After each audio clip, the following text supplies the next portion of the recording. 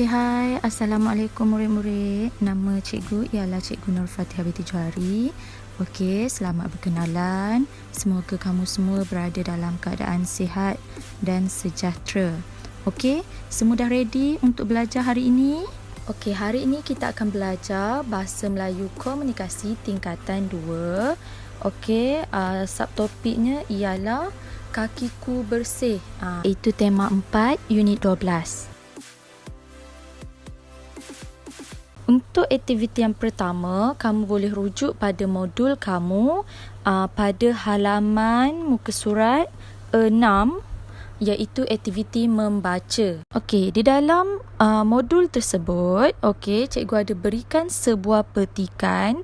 Okey, petikan itu samalah dengan video yang cikgu tayangkan ni. Okey, sebelum itu cikgu nak kita baca bersama-sama. Okey, kita mulakan ya. Okey, tajuknya ialah kebersihan kaki. Pakar Perubatan Keluarga, Jabatan Perubatan Keluarga Universiti Sains Malaysia, USM, Kubang Krian Kelantan, Dr. Nani Deraman berkata, masalah kaki berbau akibat peluh berpunca daripada banyak faktor. Kebiasaannya, masalah itu timbul akibat keadaan tapak kaki yang lembab. Kulit kaki yang lembab menyebabkan peluh dan bakteria mudah menjangkitinya. Seterusnya, menjadi punca kaki berbau. Okey, sebelum tu cikgu nak tanya, bakteria tu apa ya? Bakteria itu adalah sejenis kuman. Okey, kalau tadi kita baca, dia cakap kulit kaki yang lembab menyebabkan peluh dan bakteria. Okey, maksudnya apabila kulit kaki kita lembab, dia automatik menyebabkan kaki tu peluh dan juga mudah dijangkiti kuman ataupun bakteria. Seterusnya menjadikan kaki tu berbau. Okey, kita teruskan perenggan kedua. Bagi sesetengah orang pula, masalah ini berpunca daripada kaki, kasut atau stoking yang basah. Stoking basah yang tidak ditukar segera akan menyebabkannya lembab dan berbau. Okey, selain daripada masalah kulit kaki yang lembab, okey, kasut ataupun stoking yang basah juga adalah punca kaki kita berbau. Okey, kita pergi ke perenggan yang ketiga. Orang yang kerap memakai kasut jenis tertutup lebih berisiko mengalami masalah berkenaan kerana kaki mudah berpeluh. Kaki yang berbau akan menyebabkan kegatalan sebelum dijangkiti kulat dan berair, terutamanya di celah-celah jari. Katanya, masalah itu perlu diatasi segera di peringkat awal. Oleh itu, berjumpalah dengan doktor bagi mendapatkan rawatan. Doktor akan menasihati mereka supaya memakai kasut yang terbuka. Selain itu, kaki juga perlu dibasuh dengan menggunakan sabun antibakteria untuk menjaga kebersihan kaki. Okey, di sini dia terangkan, dia kata memakai kasut jenis tertutup pun adalah salah satu faktor ataupun salah satu punca yang menyebabkan kaki kita mudah berpeluh.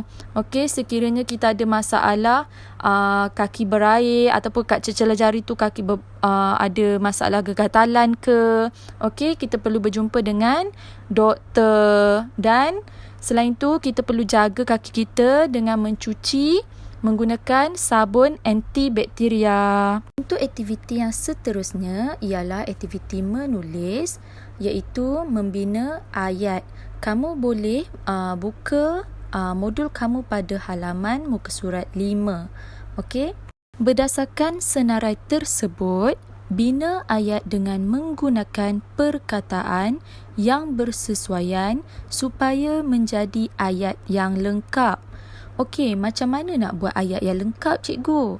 Okey, mula-mula kamu kena tengok terlebih dahulu gambar yang ditayangkan ataupun gambar yang ada di situ.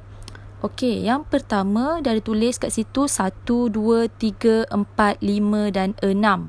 Okey, kita ikut turutan terlebih dahulu. Okey, kita baca yang pertama. Pakai kasut ketika keluar rumah. Yang kedua, basuh kaki menggunakan sabun antibakteria.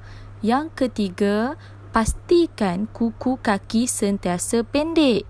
Yang keempat, pastikan kaki sentiasa kering. Yang kelima, memakai kasut yang sesuai dengan urutan kaki. Yang keenam, basuh kaki sebelum tidur. Okey, apa ayat yang pertama kita boleh buat untuk menjadikan ayat yang lengkap? Ayat yang lengkap ni kira mencantikkan ayat tu. Kalau kita, sekarang ni dia bagi poin sahaja, jadi kamu perlu mencantikkan ayat itu supaya menjadi ayat yang lengkap.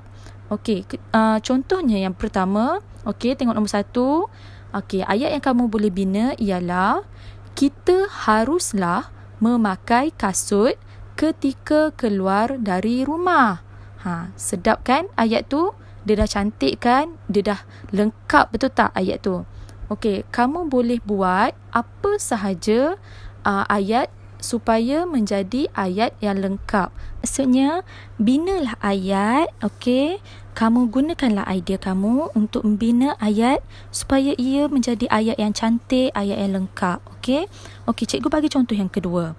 Basuh kaki menggunakan sabun antibakteria. Okey, apa ayat yang boleh kita tambah untuk menjadi ayat yang lengkap?